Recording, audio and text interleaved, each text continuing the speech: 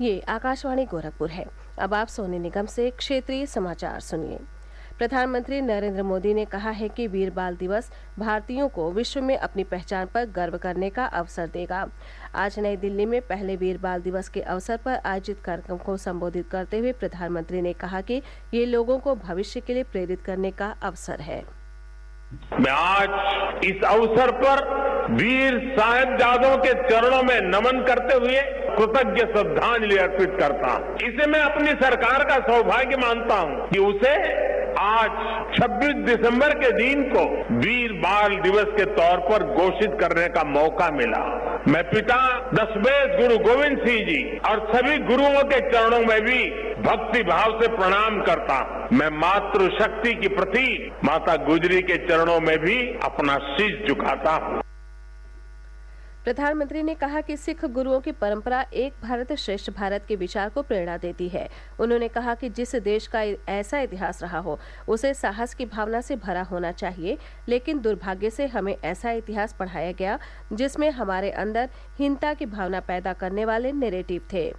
इस वर्ष 9 जनवरी को गुरु गोविंद सिंह जी के प्रकाश पर्व के दिन श्री मोदी ने घोषणा की थी कि 26 दिसंबर को गुरु गोविंद सिंह के बेटों साहिबजादा बाबा जोरावर सिंह और बाबा फतेह सिंह की शहादत को वीर बाल दिवस के रूप में मनाया जाएगा।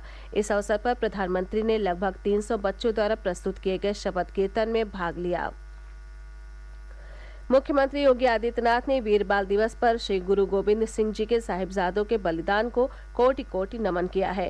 ट्वीट संदेश में श्री योगी ने कहा कि साहिबजादों का पावन बलिदान युगों युगों तक राष्ट्र और धर्म की रक्षा के लिए हम सभी को प्रेरणा प्रदान करेगा।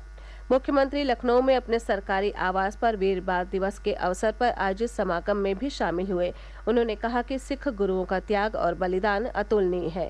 मुख्यमंत्री ने कहा कि श्री गुरु गोविंद सिंह जी के 4 साहिबजादों का धर्म और संस्कृति की रक्षा के लिए पावन बलिदान हम सब के लिए प्रेरणा का स्रोत है। श्री योगी ने कहा कि जब भी भारत पर संकट आया तो पंजाब हमेशा दीवार बनकर खड़ा हुआ। उन्होंने कहा कि हम सबको सिख समुदाय के शौर्य और पराक्रम से सीखना चाहिए और अपने स्तर से जो भी योगदान संभव हो देना चाहिए। मुख्यमंत्री ने कहा कि उन्होंने संस्कृति विभाग से गुरु परंपरा से जुड़े प्रदेश के गुरुद्वारों को चिन्हित कर उन तक पहुंच को आसान बनाने के लिए संपर्क मार्गों के निर्माण और आसपास के क्षेत्रों में सौंदर्यीकरण के लिए ठोस कार्य योजना बनाने को कहा है। केंद्र सरकार ने कई देशों में कोविड के बढ़ते संक्रमण के कारण कल देश भर में स्वास्थ्य सुविधाओं का मॉक ड्रिल करवाने का निर्णय लिया है। स्वास्थ्य मंत्रालय ने सभी राज्यों और केंद्र शासित प्रदेशों को इसे करने को कहा है। इसका उद्देश्य स्वास्थ्य संस्थानों में कोविड प्रबंधन की तैयारी सुनिश्चित करना है। मॉक ड्रिल के दौरान स्वास्थ्य सुविधाओं, बिस्तरों तथा डॉक्टरों, नर्सों, स्वास्थ्य कर्मियों के पर्याप्त उपलब्धता पर विशेष ध्यान दिया जाएगा। साथ ही एम्बुलेंस, जांच सुविधा और मेडिकल ऑक्सीजन जैसी जीवन रक्षक सुविधाओं की उपलब्धता सुनिश्चित करने पर भी ध्यान दिया जाएगा। प्रदेश में भी कल कोविड से निपटने के प्रबंधों की जांच के लिए मॉक ड्रिल की जाएगी।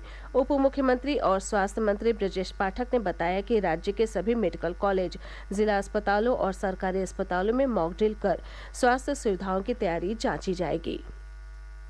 कल आदरणीय प्रधानमंत्री नरेंद्र मोदी जी के कुशल मार्गदर्शन में उत्तर प्रदेश सरकार सभी जिलों में इंक्लूडेड सभी मेडिकल कॉलेजों में हम एक साथ मॉक ड्रिल करने जा रहे हैं, जो 10 बजे प्रातः से शुरू करेंगे। कोविड प्रबंधन के सारे संसाधन जैसे हमारे ऑक्सीजन प्लांट्स हैं, ऑक्सीजन कंसंट्रेटर्स हैं और हमारे वेंटिलेटर्स हैं, इंक्लूडिंग स्टाफ जो चाहे पैरामेडिकल हो, चाहे नर्सिंग स्टाफ हो या हमारे चिकित्सक हैं, सभी लोग एक साथ उपस्थित होंगे और सभी उपकरणों को स्टाफ के साथ हम जांचेंगे। यदि कोविड का इमरजेंसी में कोई मरीज आता है तो किस प्रकार उसके साथ हम व्यवहार करेंगे, किस प्रकार हम उसको इमरजेंसी पहुंचाएंगे और उसको सारे व्यवस्थाएं जो कोविड चिकित्सीय व्यवस्थाएं सारी उपलब्ध कराएंगे। इस प्रकार का हम आदरणीय प्रधानमंत्री नरेंद्र मोदी जी के कुशल मार्गदर्शन में करने जा रहे हैं। मैं उत्तर प्रदेश के लोगों को इस बात का भरोसा दिलाता हूं कि कोविड के लिए और चिकित्सीय व्यवस्थाओं के लिए, स्वास्थ्य व्यवस्थाओं के लिए हमारी सरकार पूरी तरह से आपके साथ प्रतिबद्ध है। कोई टेंशन की बात नहीं है, लेकिन फिर भी हम प्रतिबद्धता के साथ इसलिए ये जांच कर रहे हैं जिससे अचानक कोई बीमारी आए तो हमें कोई दिक्कत न हो। प्रधानमंत्री नरेंद्र मोदी ने पुष्प कमल दहल प्रचंड को नेपाल का प्रधानमंत्री चुने जाने पर बधाई दी है।